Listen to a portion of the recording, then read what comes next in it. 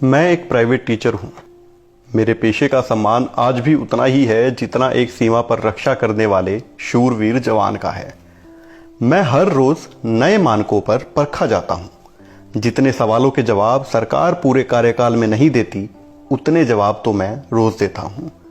मुझसे सवाल पूछने पर मैं अनदेखा नहीं कर सकता। मुझे जवाब देना ही पड़ता है और हमेशा सही जवाब ही देना पड़ता है। हर रोज मेरी परीक्षा होती है। मेरी प्रतिष्ठा पर रोज दांव लगते हैं। मुझे परखे जाने के जितने मापदंड हैं उतने शायद किसी को परखे जाने के नहीं होते। जी हाँ, मैं एक प्राइवेट शिक्षक हूँ। मैं सबके लिए जवाबदेह हूँ। अभिभावक हो या बच्चे हों, प्रिंसिपल हो या डायरेक्टर हो या कोई मैनेजमेंट वाले ही हों, सब सवाल मेरी तरफ होते हैं। जब बच्चों के टेस्ट लें तो बच्चों से ज़्यादा मुझे टेंशन होती है कि अगर नंबर कम आएंगे तो मैनेजमेंट को क्या बताऊंगा। बच्चे खुद के रिजल्ट के लिए दुआ करें या ना करें, लेकिन बच्चों के अच्छे परिणाम के लिए मुझे रोज़ दुआ करनी पड़ती है। रिजल्ट वाले दिन बच्चों और उनके शिक्षकों की धड़कनें राग मिलाती हैं।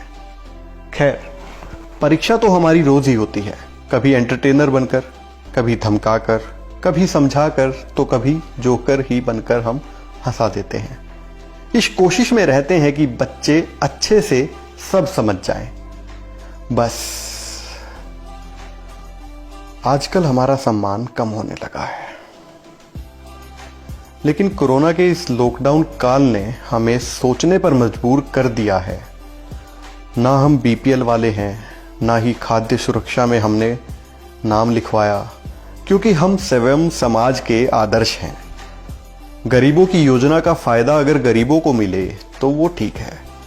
हम स्वस्थ हैं, काम कर सकते हैं, फिर सरकार पर, देश पर बोझ क्यों बने। कोरोना के इस दौर में सरकार ने जब मदद की गुहार की तो हमने आगे बढ़कर खुले हाथों से सरकारी खजाने में सहयोग किया। इसलिए बड़े बड़े सपनों को लिए हुए इन छोटे मोटे चक्रों में हम पड़ते ही नहीं हैं। आज तक हमने बस जवाब ही दिए हैं, सवाल किसी से नहीं पूछा। आज पूछते हैं, सरकार बड़े उद्योगपतियों के लिए ही है क्या? मैं दावे से कह सकता हूं कि इस देश में सबसे ज्यादा कोई प्राइवेट कर्मचारी है तो वो निजी स्कूलों के शिक्षक हैं। क्या सबको जवाब देने वालों के हक में सवाल पूछने वाला कोई नहीं है? 6 महीनों से हम घर बैठे हैं, कोई सब्सिडी नहीं है, कोई सहायता नहीं है। सहायता तो बहुत दूर की बात है, किए गए काम का भी यहां पेमेंट नहीं हो रहा है। प्रदेश के 9 प्राइवेट स्कूल संचालकों ने आत्महत्या कर ली है। आजकल शिक्षकों के अखबार केबल कनेक्शन बंद हैं। रिचार्ज केवल एक ही फोन में होता है घर में, जिसको वाईफाई की तरह इस्तेमाल किया जाता है। रसोई में घी नहीं बचा, पकवान की बजाय केवल भूख दूर करने के लिए जद्दोजहद है। दूध 2 टाइम की बजाय 1 टाइम आ रहा है, वो भी कम होता जा रहा है। आखिर उधार का दूध कब तक आएगा? राशन वालों की दुकानें बदली जा रही हैं। दुकानों से प्राण प्रिय भाई की तरह व्यवहार किया जा रहा है।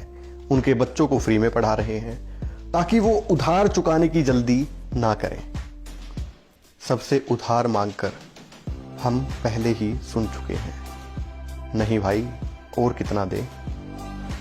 आजकल भगवान से प्रार्थना भी यही रहने लगी है कि आज मकान मालिक किराया मांगने ना आए। और बताऊं, बच्चों ने बिस्किट चॉकलेट की जिद करना भी छोड़ दिया। कभी कभी उनके आंसुओं को देखकर हम भी रो पड़ते हैं। किसी की बीवी प्रेग्नेंट है तो कोई महिला शिक्षक स्वयं प्रेगनेंसी से गुजर रही है। आने वाली नन्ही सी जिंदगी को कैसे जिंदगी दे पाएंगे, ये चिंता सोने नहीं देती। किसी के घर में बुजुर्ग बीमार रहते हैं तो कोई शिक्षक स्वयं बीपी शुगर का मरीज है। नाम मात्र की तनख्वाह में जैसे तैसे एक शिक्षक एक परिवार और उसकी उम्मीदों को पाल रहा है। लेकिन अब उसे सपने भी आ जाए कि घर में कोई बीमार हो गया है तो सब धराशायी। उम्मीदें टूट सी रही है, लेकिन हम कैसे टूटे? हमने तो रोज सिखाया है, चाक डस्टर से बनाया और मिटाया है, सबको बताया है कि हिम्मत नहीं हारनी चाहिए। लेकिन सरकारों की अनदेखी कहीं हमें हरा ना दे, कहीं शिक्षक टूट ना जाए। हम खुद जानते हैं कि हम कोई बॉलीवुड सेलिब्रिटीज नहीं, जिसके टूटने पर कोई बड़ा बवाल होगा या कोई क्रांति तो भूल ही जाइए।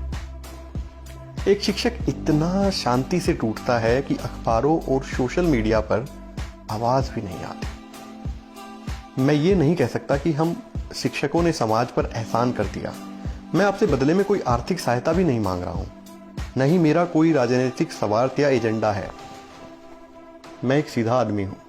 मुझे आंदोलन, हैशटैग सरकार, सरकार पर दबाव, धरना, हड़ताल, ये सब चीजें नहीं आती। मैं बस ईमानदारी से पढ़ाना चाहता हूं, क्योंकि मैं एक शिक्षक हूं।